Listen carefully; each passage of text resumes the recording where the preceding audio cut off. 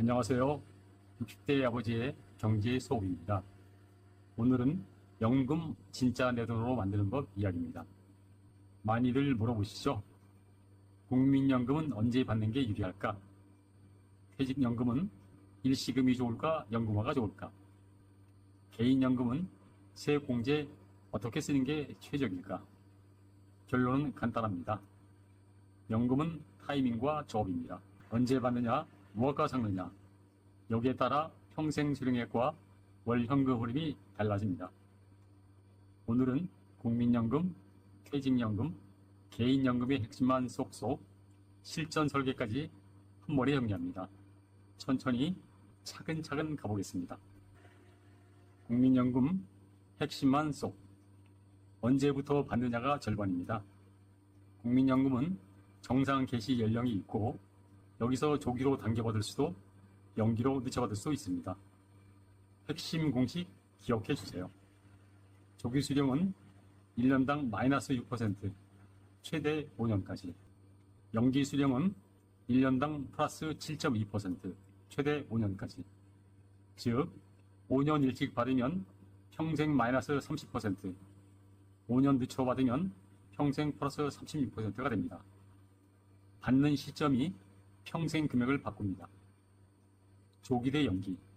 뭐가 유리하죠? 조기는 당장 현금이 필요할 때 심리적으로 편안합니다. 다만 평생 깎이는 구조라서 나중에 생활비가 빠듯해질 수 있어요. 연기는 초반 5년을 버티면 그 뒤로 평생 더 많이 받습니다. 다른 소득이나 저축이 있어 버틸 수 있으면 연기가 유리할 때가 많습니다. 손익분기점도 기억해 둘까요? 보통 조기대 정상은 70대 중후반쯤, 정상대 연기는 80대 초중반쯤에 누적 수령액이 역전되는 경우가 많습니다.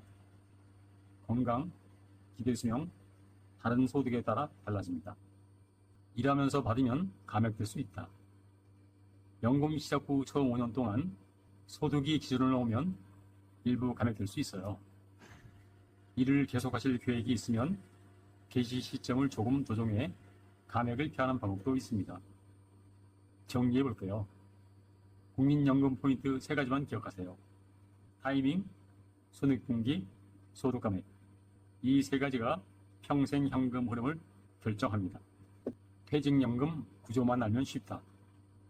퇴직연금은 DB형, DC형, IRP가 있습니다. DB형, 회사에서 퇴직급여가 확정되는 구조입니다. 근속연수와 평균 임금이 기준이 되죠. 안정성이 강점입니다. DC형, 회사가 매년 적립하고 운용은 내가 합니다. 수익도 위험도 내 책임. 장기적으로는 수익 개선을 노릴 수 있습니다. IRP 개인형, 퇴직금을 IRP 계좌로 받아 다른 개인 납입금과 함께 한 계좌에서 굴립니다. 세공제 혜택도 받을 수 있고 55세 이후 연금으로 분할 청구가 가능합니다.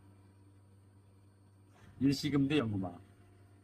일시금은 당장 액수가 커 보여도 세금과 수명 위험을 생각하면 많은 분들께는 연금화가 더 안정적입니다. 포인트는 이것입니다. 내 생활비 구조를 먼저 계산하고 부족한 구간에 맞춰 얼마를 몇 년에 걸쳐 분할 수령할지를 설계하는 겁니다. 개인연금, 세액공제의 제도로 쓰기. 개인연금은 크게 연금저축과 IRP가 있습니다. 세액공제의 골격. 연금저축과 IRP를 합쳐 세액공제의 대상 납입 한도가 연 900만 원입니다. 그중 연금저축은 최대 600만 원까지 포함됩니다. 공제율은 소득 구간에 따라 대략 13%에서 16%. 연말정산에서 현금 환급 효과가 납니다. 수령시 과세. 55세 이후 연금 형태로 나눠 받으면 낮은 세율의 분리과세 혜택을 받습니다. 반대로 한 번에 많이 받거나 한도를 넘겨받으면 세율이 높아질 수 있습니다. 실전 팁 3가지. 첫째, 900만 원 한도를 염두에 두고 납입을 계획합니다. 둘째, 5년 이상 납입하고 55세 이후 분할로 세제 혜택을 최대화합니다. 셋째, 가능하면 장기 분할로 월 현금 흐름을 자연스럽게 만듭니다. 실전 설계, 60대 대 65세, 그리고 조합. 이제 현금 흐름표를 장악해 볼까요?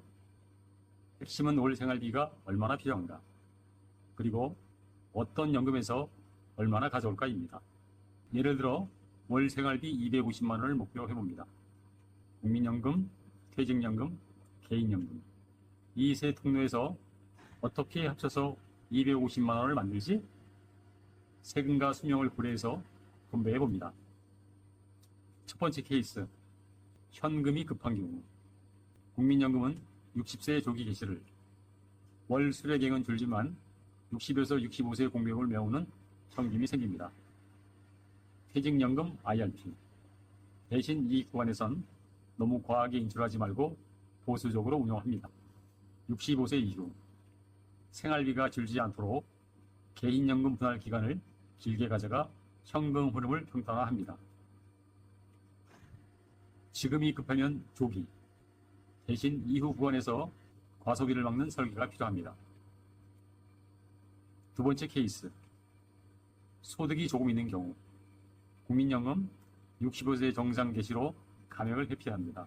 소득이 있는 업무가 있으면 감액 가능성도 낮아집니다. 퇴직연금 60대 초반엔 분할 수령폭을 줄이고 65세 이후에 본격적으로 보충합니다. 개인연금 세액공제는 매년 챙기되 수령은 65세 이후로 미루어 세제 효율을 높입니다.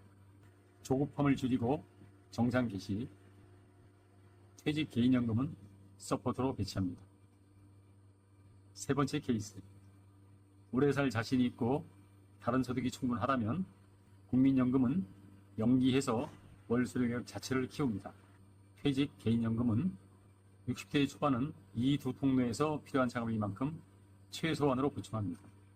장점, 70대 이후 월 현금 흐름의 두께가 확실해집니다. 단점, 초반 버티는 힘이 필요합니다. 수명 위험을 거꾸로 이용하는 전략으로 오래 살 자신이 있고 다른 소득이 있을 경우 유리합니다. 일반적인 체크리스트, 내 개시 연령과 소득 감액 여부부터 확인, 월 생활비 목표를 먼저 정하고 국민, 퇴직, 개인연금 순서와 비중을 배치합니다. 분할 기간을 길게 하고 세금은 낮게 하고, 투자 비용은 보수적으로 현금 흐름을 해치지 않는 선에서 관리합니다. 정리합니다. 연금은 타이밍, 조합, 인출 속도입니다. 조급함을 줄이면 평생 월급이 탄탄해지고 세제의 원칙을 지키면 세후 실수령액이 많아집니다. 오늘 영상은 원칙을 드렸습니다. 여기에 각자 숫자만 넣어보세요. 월 생활비, 국민연금 예상액, 퇴직 개인연금 잔액. 다음 시간에는 시청자 케이스 3가지를 실제 숫자 자료로 돌려서 월 현금 흐름표를 함께 만들어 보겠습니다. 오늘도 함께 해주셔서 감사합니다. 여러분의 든든한 노후 월급 꼭 만들어 드리겠습니다.